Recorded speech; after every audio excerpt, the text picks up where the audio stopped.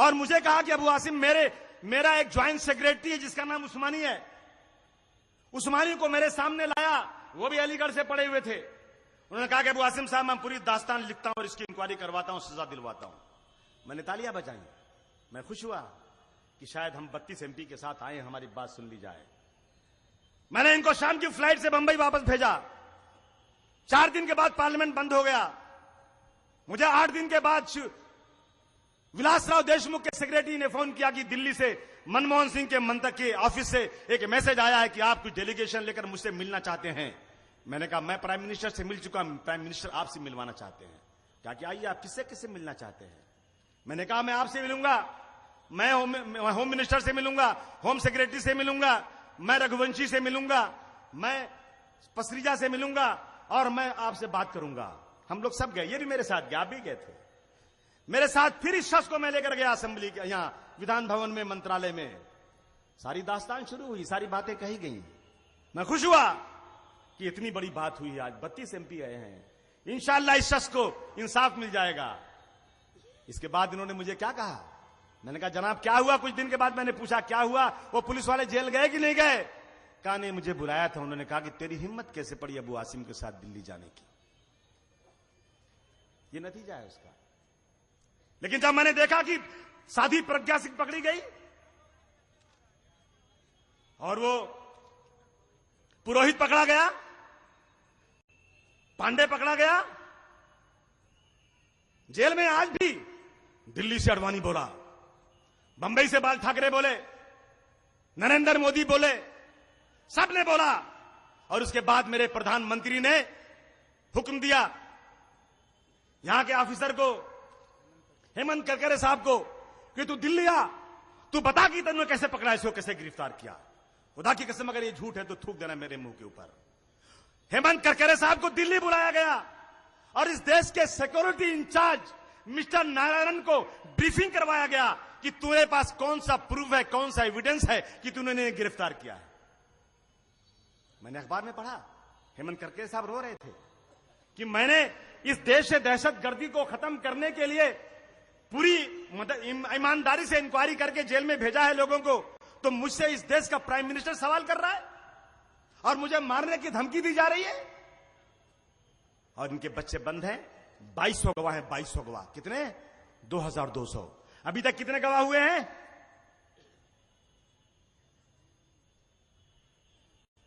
400 गवाह गुजरे हैं। 6 साल गुजर चुका है, 6 साल 5 साल, 5.5 साल गुजर चुका है। अभी तक यही मुकदमा चल रहा है और गवाह अभी तक 400 गुजरे हैं। अगर वो लाए 2200 गवाह तो कितने दिन और मुकदमा चलेगा? एक गवाह बीच में आया था, मैंने पढ़ा था, उसने कोर्ट में आकर जज साहब के सामने कहा कि साहब मुझे पुलिस वाले ले गए, मेरे बदन में इंजेक्शन लगा दिया। थी बात की नहीं? और मेरी बदन पूरी गर्म हो गई। कहा कि हम जो कहते हो तू कहो पुलिस स्टेशन के अंदर, नहीं तो तू समझ लेना तुझे मार दिया जाएगा। साहब मैंने जो पुलिस वाले ने कहा मैंने कह दिया, लेकिन मेरा जमीर अब जाग रहा है। मुझे पुलिस वाले मारना तो जान से मार दें, लेकिन मैंने कुछ नहीं देखा, जो इन्होंने कहा वही मैंने लिख दिया। पुलिस वालों, मुझे भी मारना आता है, मेरी कस्टडी में आ जाओ। बेटा लटका लटका के ऐसा मारूंगा बेटा कि तुम्हारा बाप भी बोलेगा। मैं क्या सोनिया गांधी से छोटा आदमी हूं क्या? अरे सोनिया गांधी ने जो अपना डिक्लेयर किया तो कहा मेरे पास गाड़ी नहीं है, फ्लैट ही नहीं है। अल्लाह का करम, मैं तो 122-23 करोड़ रुपया डिक्लेयर कर चुका हूं। तुम मुझे जेल में भेज सकते हो और जो लोग मेरे पैसों से तनख्वाह पाते हैं वो मुझे डंडा मारेंगे बेकसूर। ये हमें बर्दाश्त नहीं है, इसलिए हम आपके बीच में आए हैं। सरकार कांग्रेस की है। कौन कौन सी दास्तान सुनाऊं आपको? आज राजेंद्र सच्चर कमेटी की रिपोर्ट आ चुकी है और इस रिपोर्ट ने कहा है कि मुसलमान इस मुल्क के अंदर दलितों और दलितों से भी ज्यादा कमजोर हो चुका है। अरे भाई, आप लोग बुलाकर कांग्रेस वालों के लिए तालियां बजा रहे हैं। मैं पूछना चाहता हूं कि सच्चर कमेटी किसने बिठाया? बिठाने वाले का नाम क्या है? मनमोहन सिंह जी। रिपोर्ट आ गई, मनमोहन सिंह की सरकार चली गई, क्या है अभी भी? रिपोर्ट लागू करो। लागू नहीं करेंगे तो मैंने पार्लियामेंट में बोल दिया था। अंतोले साहब बहुत नाराज हुए मुझसे। बहस हो रही थी। मैंने कहा अंतुले साहब, सच्चर कमेटी की रिपोर्ट कब लागू होगी, क्योंकि आप ही मंत्री हैं।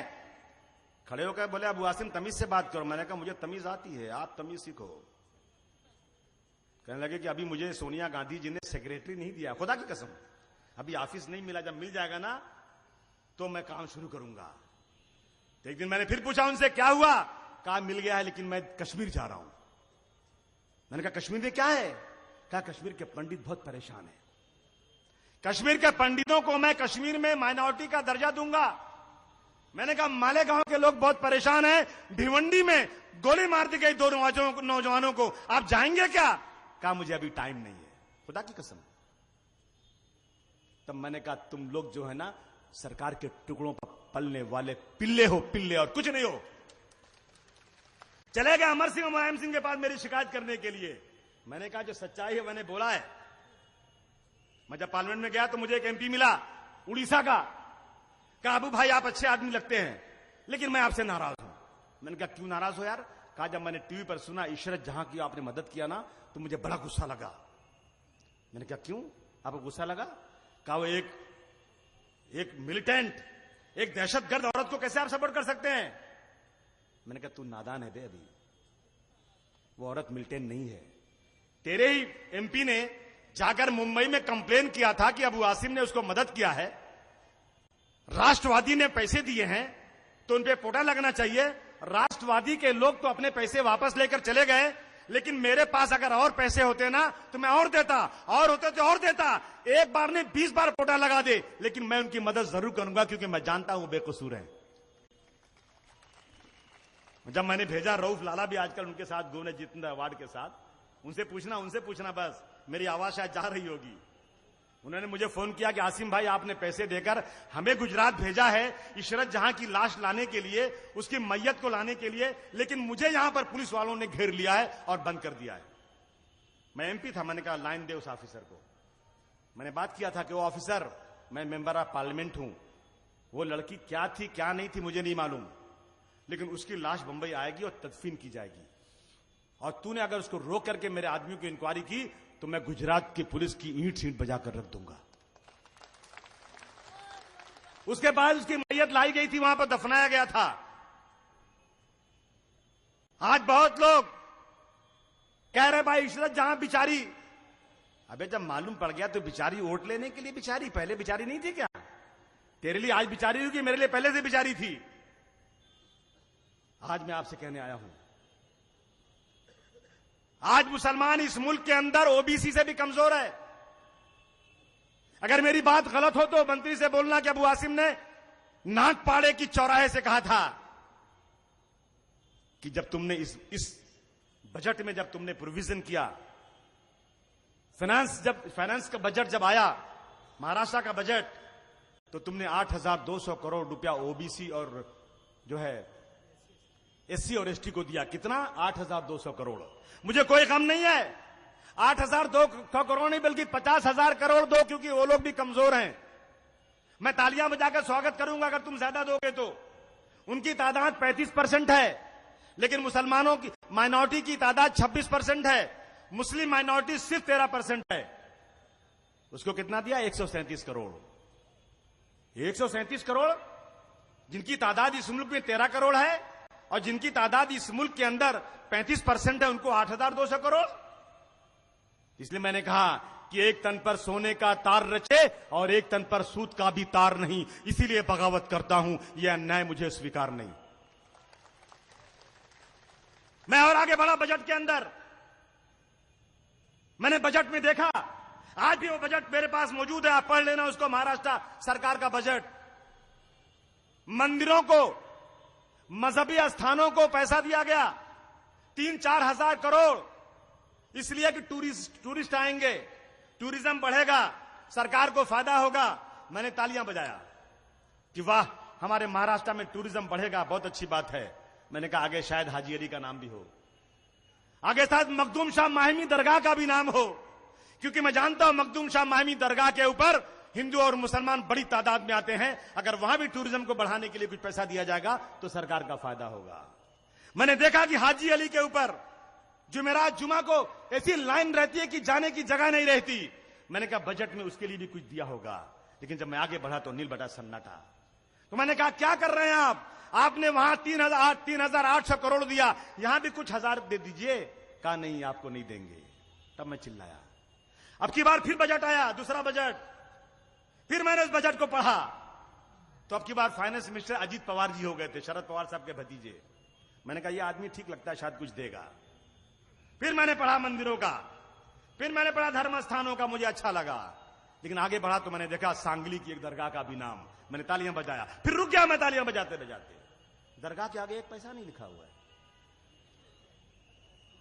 अरे भाई वहां 3,800 करोड़, इस दरगाह के आगे कुछ तो लिख देते। कहा नहीं सोचेंगे। मैंने कहा नाम क्यों लिख दिया? कहा बेवकूफ बनाने के लिए।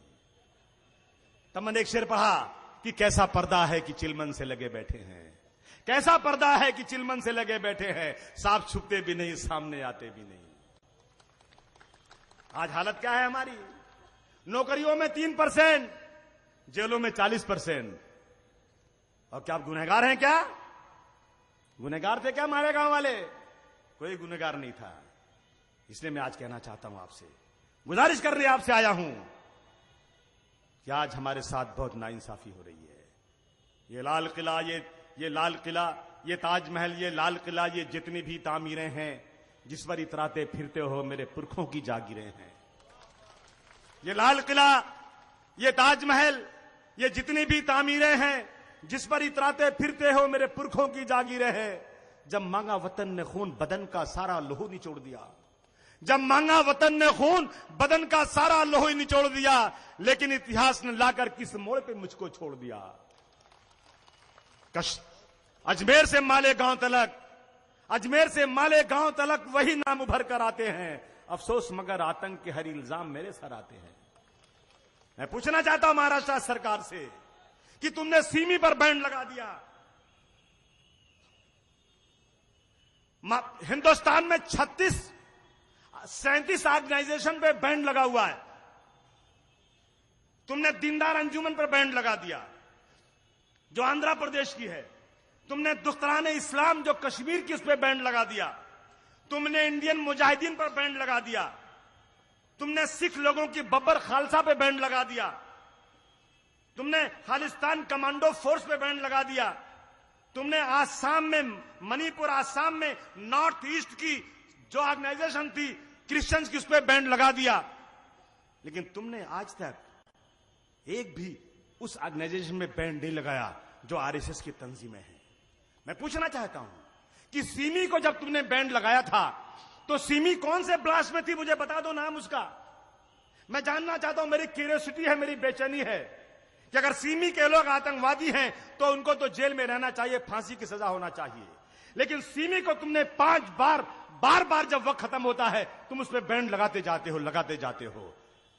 आज मैं सलमान खुर्शीद से पूछता हूं कि आप ही तो हैं जिन्होंने सिमी का मुकदमा लड़ा था दिल्ली के अंदर, और आप ही आज सोनिया गांधी के पल्लू में बैठकर लड्डू खा रहे हो।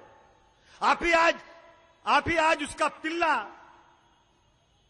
राहुल गांधी जो उत्तर भारतीयों को भिखारी कह रहा है, उसके पास बैठ करके मस्ती कर रहे हो।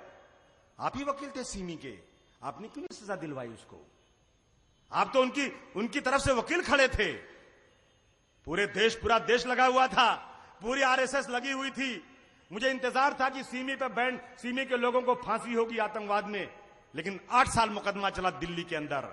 ट्रिब्यूनल ने फैसला किया कि एक महिला हिंदू जज ने फैसला किया और लिखा है अपने फैसले के अंदर कि मेरे हाथ कानून से बंधे हुए हैं। मैंने सारे एविडेंस देख लिया, मैंने सारी शहादतें देख ली, लेकिन महाराष्ट्र हिंदुस्तान की सरकार ने आज तक सिमी के खिलाफ कोई ठोस, आज तक एक भी सबूत नहीं दिया। इसलिए मैं सिमी के ऊपर से बैन उठाने का ऑर्डर करती हूं। लेकिन एक ही दिन में सलमान खुर्शीद साहब, आपकी सरकार ने जाकर के सुप्रीम कोर्ट से बैन लगा दिया। लेकिन आपने आज तक अभिनव भारत के ऊपर, समझौता एक्सप्रेस करने वालों के ऊपर, समझौता एक्सप्रेस में ब्लास्ट करने वाले के ऊपर, हुबली ब्लास्ट में श्री राम सेना के ऊपर अभिनव भारत, लेफ्टिनेंट पुरोहित जिस संगठन का है अभिनव भारत, लेफ्टिनेंट पुरोहित कहां है? जेल में है, और उसकी संगठन का नाम है अभिनव भारत।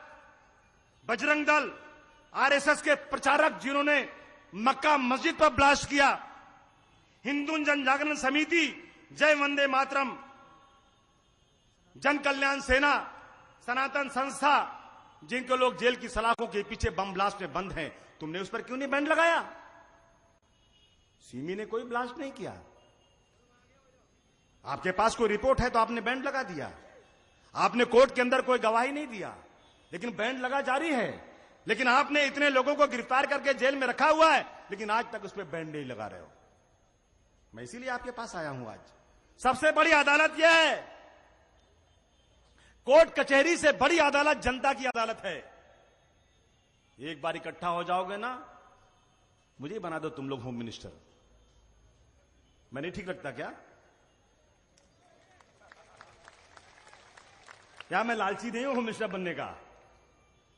मुझे होम मिनिस्टर बनने की कोई लालच नहीं है, लेकिन वह बना दो। मार मार के ठीक नहीं किया तो अपने बाप की औलाद नहीं, इसलिए गुजारिश करने आया हूं।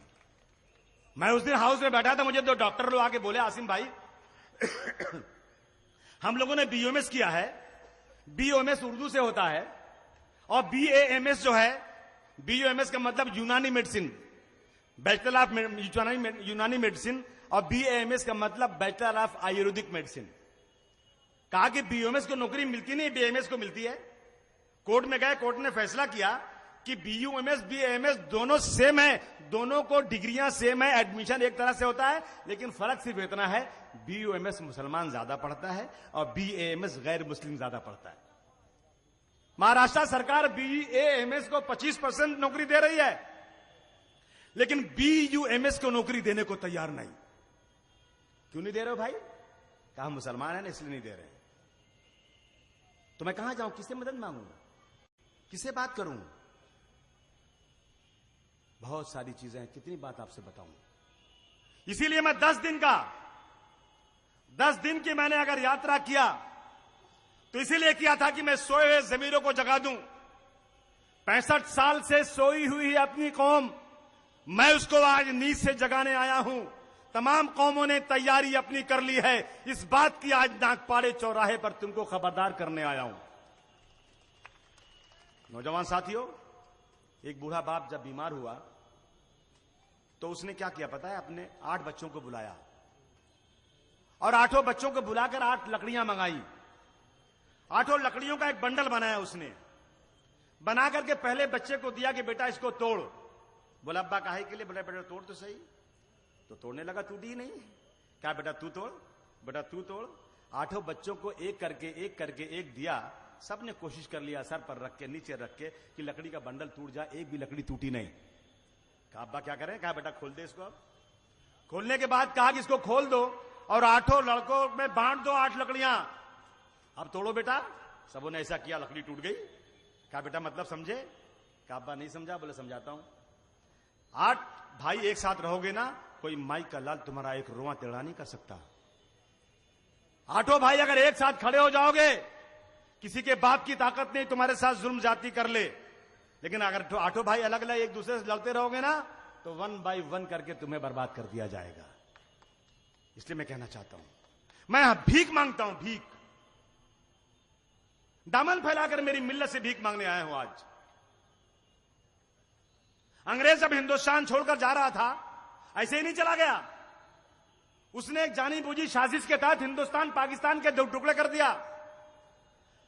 हिंदुस्तान पाकिस्तान के 2 टुकड़े करने के बाद आज हिंदुस्तान कितना भी मजबूत हो जाए, आज पाकिस्तान कितना भी मजबूत हो जाए, लेकिन कोई एक दूसरे का कुछ नहीं बिगाड़ सकता, क्योंकि डमरू बजाता है अमेरिका और रशिया। अमेरिका जो चाहता है वही होता है। मुझे बचपन याद है, मेरा टाइम तो खत्म, थोड़ा मैं बोल लेता हूं। और अफसर अपने दोस्त है ना, अफसर अपने दोस्त है, अपने दोस्त लोग नागपाड़े वाले हैं। हाँ साहब, थोड़ा 2-5 मिनट तो देंगे ना अपने को तो। अरे मैं भी सप्ताह में आ सकता हूं कल। इसलिए मैं कह रहा हूं दोस्तों, मैं आपसे कह रहा हूं, क्या बोला था मैं? जब अंग्रेज यहां से गया तो हिंदुस्तान पाकिस्तान के 2 टुकड़े कर दिया। मेरे बचपन में एक लड़ाई हुई थी पाकिस्तान से हिंदुस्तान की, और हिंदुस्तान जो है घुस गया था पाकिस्तान के अंदर।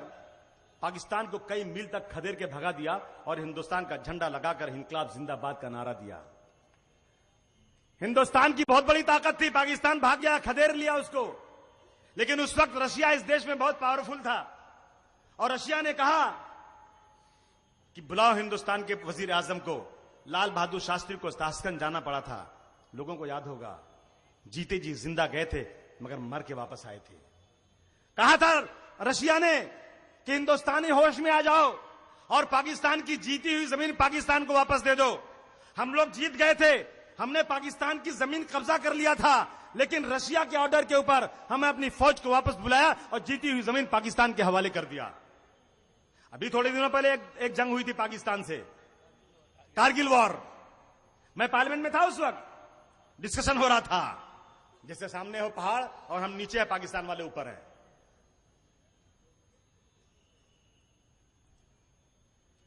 उसके बाद वो पत्थर मारते हैं तो गोली लगती है, हम गोली मारते हैं तो पहाड़ उनको लगती नहीं। कारगिल की जंग हिंदुस्तान की जमीन पर पाकिस्तानियों ने लड़ा था और पाकिस्तान आगे बढ़ गया था। उस वक्त अमेरिका में बिल क्लिंटन की सरकार थी। बिल क्लिंटन ने कहा, ओ नवाज शरीफ तू जरा आजा अमेरिका में।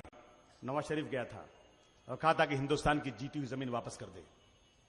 और उस वक्त हिंदुस्तान की जीती हुई जमीन को पाकिस्तान को वापस देना पड़ा था।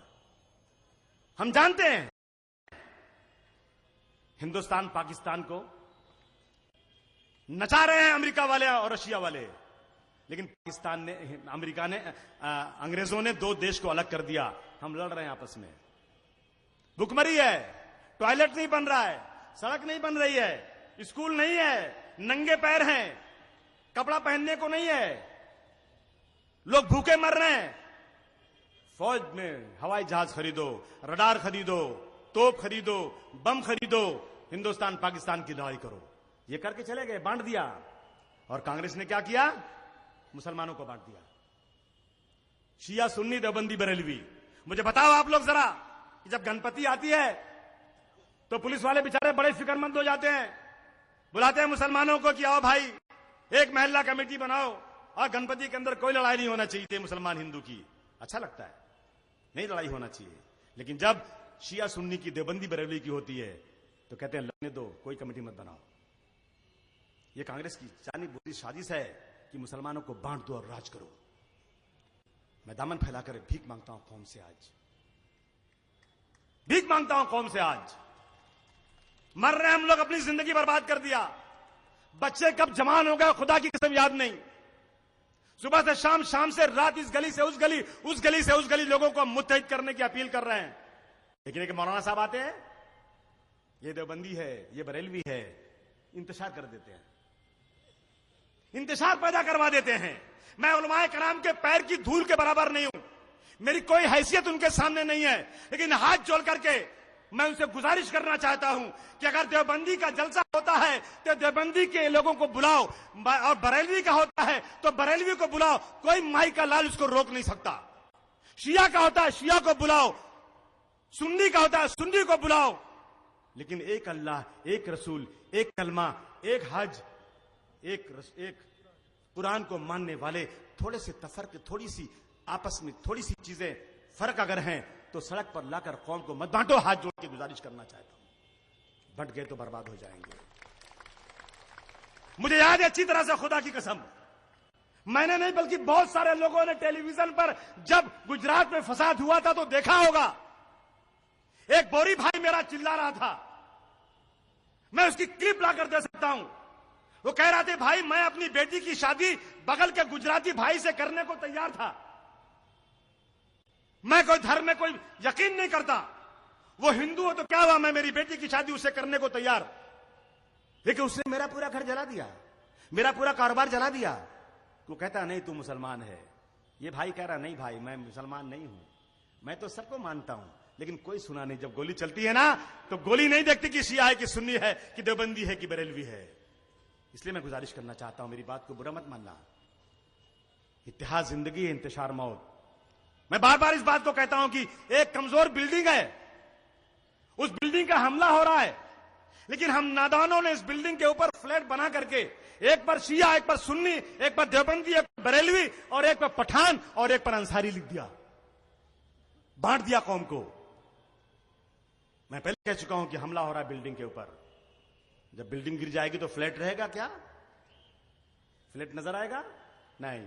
आओ तय करो आज, ये तय करो आज कि पहले फ्लैट की नहीं, पहले बिल्डिंग की रखवाली करेंगे। उस बिल्डिंग को शीशा पिलाई हुई दीवार की तरह खड़ा कर देंगे। उसके बाद जिसको बनाना हो फ्लैट से देवबंदी, बरेलवी, शिया, सुन्नी बनाए, मुझे कोई एतराज नहीं। ये उलमाओं का काम है, मेरा काम नहीं है। ये पैगाम देना चाहता हूं आप लोगों को, ये गुजारिश करना चाहता हूं आप लोगों से। बहुत जुल्म जाती हो रही, इसीलिए आपके बीच में आज इस रैली का इख्तिताम इस चौराहे से कर रहा हूं। एक हो जाएं तो बन सकते हैं खुर्शीद मुबीन, वरना इन बिखरे हुए तारों से क्या बात बने। नौजवान साथियों, आप साथ दोगे कि नहीं दोगे? मेरे महलों में आजकल देखता हूं मनसे का झंडा लगा हुआ है। मनसे ने कहा कि अगर किसी ने भी ट्रेन के ब्लास्ट का मुकदमा लिया तो उस वकील को मारेंगे, यही तो कहा था। मनसे का लीडर जाकर एक हफ्ते नरेंद्र मोदी के जिंदाबाद कर रहा है, और मेरे महल्ले के लड़के खाली इसलिए कि पुलिस वाले मनसे से डरते हैं इसलिए स्टिकर लगाकर घूम रहे हैं कि किसी टोल टैक्स में चले जाएंगे तो पैसा नहीं लगेगा, हफ्ता वसूली करने को चांस मिलेगा, इसलिए उसके पीछे घूम रहे हैं। तो अबू आसिम कुछ नहीं कर सकता फिर। तो अबू आसिम क्या करेगा फिर? बढ़ जाओ अलग अलग पार्टियों में, ऐसे चिल्लाते रह जाऊंगा, कुछ नहीं कर पाऊंगा। इसलिए गुजारिश करना चाहता हूं, आज हाउस के अंदर अगर कोई अपोजिशन का रोल अदा कर रहा है तो हम लोग अदा कर रहे हैं। दे दो ताकत अबू आसिम को। आने वाले दिनों में लड़ाऊंगा इलेक्शन यहां से। समाजवादी पार्टी की ताकत बहुत बढ़ रही है आजकल। मदनपुरा की पूरी सीट अबू आसिम को दोगे कि नहीं दोगे? पक्का बोलो, पक्का। मुझे साउथ बॉम्बे की पूरी सीट चाहिए। यह मुरली देवरा की जायदाद नहीं है, मेरी जायदाद है। एक मुरली देवरा की नाजायज औलाद आकर के वोट मांगता रहता है। अबे जाके मांगना लालबाग में, यहां तेरा क्या है? ये मेरा इलाका है। मेरा इलाका है कि नहीं है? हाथ उठा के बोलो, मेरा इलाका है कि नहीं? तो वोट किसको मिलना चाहिए? अबू आसिम को मिलना चाहिए। मिटा दो अपनी हस्ती को अगर कुछ मर्तबा चाहो कि दाना खाक में मिलकर गुले गुलजार होता है।